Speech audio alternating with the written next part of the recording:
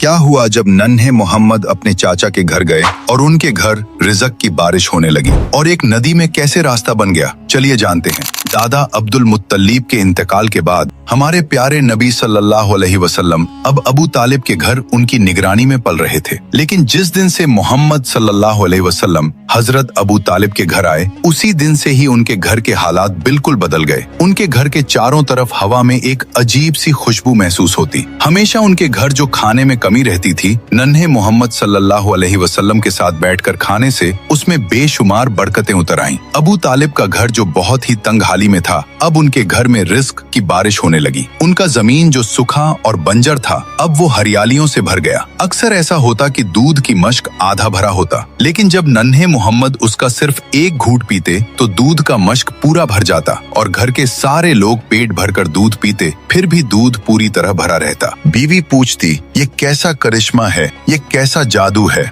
हजरत अबू तालिब बोले, ये कोई करिश्मा नहीं, ये मेरे भतीजे मोहम्मद की बरकत है। अबू तालिब जब बच्चों को मोहम्मद सल्लल्लाहु अलैहि वसल्लम के साथ खेलते देखते तो उनके दिल में एक अजीब सा सुकून का एहसास होता। वो अपने दिल ही दिल में कहते, ये बच्चा अजीब है, अल्लाह ताला इस बच्चे को किसी बड़े काम के लिए तैयार कर रहा है। वैसे तो दादा हजरत अब्दुल मुत्तलिब का साया उठ चुका था, लेकिन उनके इंतकाल से पहले की वसीयत पूरी हुई। अबू तालिब ने उस वक्त से हुजूर सल्लल्लाहु अलैहि वसल्लम को अपने बेटे की तरह पाला और उनके लिए अपना सब कुछ कुर्बान करने को तैयार थे। और इस तरह नन्हे मोहम्मद की परवरिश अबू तालिब के घर होती रही। जब आप सल्लल्लाहु अलैहि वसल्लम की उम्र 10 साल हुई तो आप अपने चाचा जुबैर के साथ यमन की तरफ सफर के लिए निकले। गर्म रेगिस्तान की हवाओं में काफिले के कदम धीरे धीरे यमन की तरफ बढ़ रहे थे, लेकिन रास्ते में एक अजीब वाकया हुआ। एक वादी में एक ऊंट लोगों को गुजरने से रोक रहा था। जब उस ऊंट ने आपको देखा तो अपना सीना जमीन पर रगड़ने लगा, तो आप अपने ऊंट से उतरकर उस ऊंट पर सवार हो गए और जब वादी के दूसरे तरफ पहुंचे तो आपने उस ऊंट को छोड़ दिया। जब आप काफिले के साथ सफर से वापस लौटे तो देखा कि वो वादी पानी से भर गया है। आपने काफिले वालों से कहा, सारे लोग मेरे पीछे पीछे आ जाओ। जब आपने उस वादी में अपना पहला कदम रखा,